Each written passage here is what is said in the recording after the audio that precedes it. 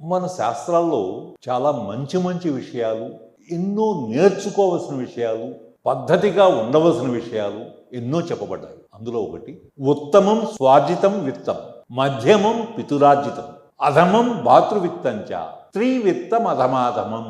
దీని అర్థం ఏంటంటే, నువ్వు కష్టపడి సంపాదించుకున్న సొమ్ము, నువ్వు కష్టపడి గడించిన సొమ్ము అది అత్యుత్తమం. మధ్యమం పితురార్జితం, నీకు తాత ముత్తాతల నుంచి మీ నాన్నగారి దగ్గర నుంచి వచ్చిన ఆస్తి ఏదైతే ఉందో అది మధ్యమం. అది నువ్వు చేసేదేం లేదు, అది మనకు తరతరాలుగా వస్తున్న ఆస్తి కాబట్టి అది మధ్యమం.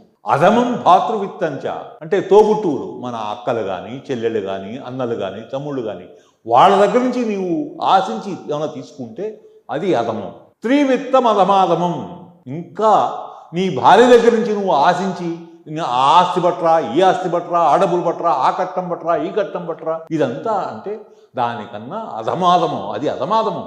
అంతకన్నా అసహ్యకరమైంది అధమాధమైంది ఇంకోటి లేదు. ఇది మన శాస్త్రాలు చెప్తున్నారు.